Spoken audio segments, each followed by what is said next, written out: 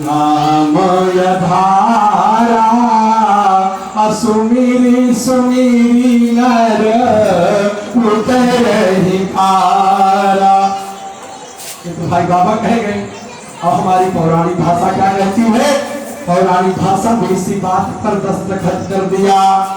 क्या कहते हैं कि यत फलमु नास्ति तपसा न योगेन समाधिनो तत्फलमु लभ्यते सम्यक कलौ केशव कीर्तनात्। क्या कह रहे हैं कि जो फल सतयुग में आप साधना तपस्या करने से नहीं पाने वाले रहे और जो फल आपको त्रेता युग में यज्ञ का आयोजन करने से नहीं मिलने वाला और द्वापर में क्या रह रहा है? द्वापर में पूजा रही है कि द्वापर केवल हरि पद पूजा। भगवान की पूजा से द्वापर में जो फल न मिले वो कलयुग में कहा था कि तत्सर्व सम्यक लभ्यते केशव कलव केशव कीर्तनात्। भगवान के संकीर्तन से वो फल मिलने वाला है।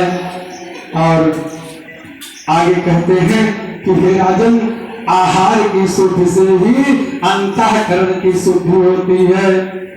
और अगर प्रायः पाखंडी ढोंगी को ठगने वाले, झूठ बोलने वाले और वेद धर्म से दूर रहने वाले होते हैं, एक कलयुग का प्रभाव है। भाई कहे कि जैसा ग्रहण करेंगे अन्न वैसा रहेगा मन। तो अगर कुल मिला करके अगर अच्छा आहार करेंगे, सात्विक आहार करेंगे तो बुद्धि निर्मल रहे। और जब आप कलुषित आहार करेंगे, इस जीवा से अभक्ष्य का स्वाद लेंगे तो निश्चित जाने बुद्धि बिगड़ी जाएगा। आगे इस प्रकार से कह रहे हैं कि वही बात कि शुद्धे चित्ते प्रकाशः स्यात् धर्मस्य निपसत्तमः वृत्त संकर दोषेण जायते धर्म संकरः धर्मस्य संकरे जाते नूनं स्याद् वर्ण संकरः एवं कलियुगे रूप सर्वधर्म विवर्जित। कहते हैं कि चित्त शुद्ध होने पर ही धर्म का प्रकाश होता है। आचार संकरता, दूसरे वर्णों के अनुसार आचरण अगर है तो दोष से धर्म में व्यतिक्रम विकार उत्पन्न होता है और धर्म में विकृति होने पर वर्ण संकरता उत्पन्न होती है। अतः ये राजन जन्मेजय जी, इस प्रकार सभी धर्मों से हीन कलयुग में अपने अपने वर्णाश्रम धर्म की चर्चा भी कहीं नहीं सुनाई देगी। देखिए भविष्यवाणी न आज सब अक्षरशः सत्य है। जब तो भगवान के नाम हो तो वहाँ पावन बाधा, चौचाल होगा तो वहाँ बहुत भीड़ रहे। तो इस प्रकार से ये सब पहले से पुराणों में लिखा है, निरूपित है। आज वो अक्षरशः सत्य दिख रहा है।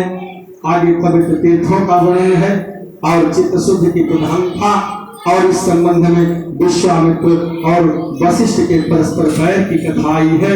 और इसी में राजा हरिश्चंद्र के वरुणदेव के साप से जलोदरग्रस्त होने की बात कही गई है। एक था श्रीमद् देवी भागवत महापुराण के 6वें स्कंध के 12वें अध्याय में आई हुई है। कहते हैं राजन कि हे मुनिश्रेष्ठ, आप मुझे बताएं कि मनुष्यों और देवताओं के द्वारा सेवनीय इस पवित्र इस पृथ्वी पर स्थित पूर्ण तीर्थों, क्षेत्रों तथा नदियों के विषय में बताएं। व्यास जी कहते हैं हे राजन सुनिए, उन विविध तीर्थों का वर्णन करूंगा जिन तीर्थों में देवियों के प्रशस्त मंदिर विद्यमान हैं। पुष्कर, कुरुक्षेत्र, धर्मारण्य, प्रभास, प्रयाग, नैमिषारण्य और विख्यात अर्बुदारण्य ये अत्यंत पूर्ण पवित्र तीर्थ हैं। इसी प्रकार शुद्ध मन वाले मुनियों के आश्रम भी हैं। विख्यात बद्रिकाश्रम सदैव से गुणशाली आश्रम के रूप में माना गया है, जहाँ नारायण नाम के 2 मुनियों ने तपस्या की थी। हे राजन, इस प्रकार भूतल पर असंख्य पवित्र पुण्य स्थल हैं। कथे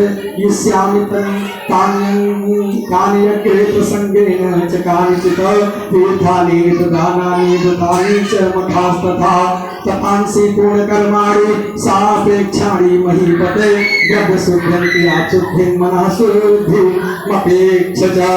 हे राजन तीर्थ दान व्रत यज्ञ तपस्या और सभी गुण कर्म शुद्धि सापेक्ष है।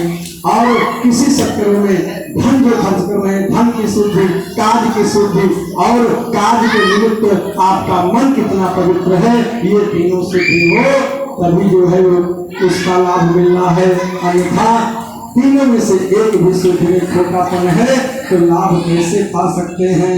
न वेदान शास्त्राणि न व्रतानि तपांसिना न मठान च दानानि चित्त शुद्धि कारणम। कह रहे हैं कि हे राजन, यदि योग से ज्ञान निष्ठ पुरुष का सत्संग प्राप्त हो जाए, यानी सीधी बात ये समझो कि वेद शास्त्र व्रत तप यज्ञ तथा दान ये सब चित्त मन की शुद्धि के कारण नहीं है।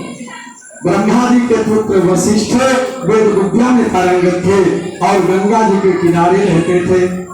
विश्वामित्र और वशिष्ठ के मध्य देवताओं को भी गुस्से में डाल देने वाला आदिवट नामक महायुद्ध हुआ, जो गुरेश के काम व्यर्थ ही हुआ। उस युद्ध में परम तपस्वी विश्वामित्र बक बने और उन्हें वशिष्ठ ने हरिश्चंद्र के कारण शाप दे दिया था। विश्वामित्र ने भी वशिष्ठ को शाप दे दिया, वो आदि पक्षी देह वाले बन गए थे।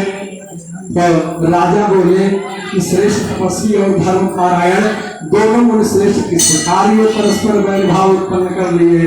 तो व्यास जी कहते हैं कि हे राजन जन्मेजय जी, पूर्व काल में सूर्य के वंश में त्रिशंकु के पुत्र हरिश्चंद्र नामक एक श्रेष्ठ राजा हुए थे और जो रामचंद्र जी के पूर्वज थे वह राजर्षि संतानहीन थे और पुत्र की कामना से वरुणदेव की प्रसन्नता के लिए उन्होंने नरमेध नामक दुष्कर्म महायज्ञ करने की प्रतिज्ञा की। उस यज्ञ का व्रत लेने से वरुणदेव उन पर प्रसन्न हुए और राजा की परम रूपवती भार्या ने गर्भधारण किया। रानी को गर्भवती देखकर राजा प्रसन्न हुए और उन्होंने विधि पूर्वक गर्भ को संस्कारित करने वाला कर्म संपन्न किया। हे राजन, रानी ने समस्त शुभ लक्षणों से संपन्न पुत्र को जन्म दिया। उसका जात कर्म आदि संस्कार उत्तम विधि से संपन्न हुआ। ब्राह्मणों को विशेष रूप से स्वर्ण और पयस्विनी यानी दूध देने वाली गौओं का दान दिया गया। फिर महाराज, जब घर में जन्मोत्सव धूमधाम से मनाया जा रहा था, उसी समय ब्राह्मण का वेश बना करके वरुणदेव आए और आसन प्रदान करके राजा ने विधिवत उनकी पूजा की। उन्होंने पूछा उनसे हरिश्चंद्र ने कि आप बताएं, तो कहा मैं वरुण हूँ। यह वाक्य उन्होंने राजा से कहा, हे राजेंद्र, जैसा आपने संकल्प किया था अपने पुत्र को बलिपशु बना करके परम पवित्र यज्ञ कीजिए और सत्यवादी बन जाइए। तो इस प्रकार से कथा तो बड़ी लंबी है, संक्षेप में इसको आपको बताना चाहेंगे क्योंकि अभी धीरे धीरे कथा विश्राम का भी समय हो रहा है। तो कहा कि अभी के बच्चा है, फिर कहा कि दांत आ जाए, फिर कहा शिक्षा कुछ हो जाए, फिर कहा उपनयन हो जाए। इस तरह से पुत्र मोह में वो फंसते गए और अंत में फिर उनको वशिष्ठ से परामर्श मिली और इन्होंने जो है राजा हरिश्चंद्र ये सुनासेप को कृत पुत्र बनाया कि भाई वरुणदेव को बल देनी है तो कुछ न कुछ तो करना पड़ेगा। तो इस प्रकार से सुनासेप को यज्ञ पशु बना करके यज्ञ किया है और विश्वामित्र के प्राप्त वरुण मंत्र से सुनासेप मुक्त हुआ है। परस्पर पास से विश्वामित्र और वशिष्ठ ये एक दूसरे को बतौर आदि होने का शाप दे दिए थे। ये सुनासेप कौन था? एक अधिगर्भ का पुत्र था।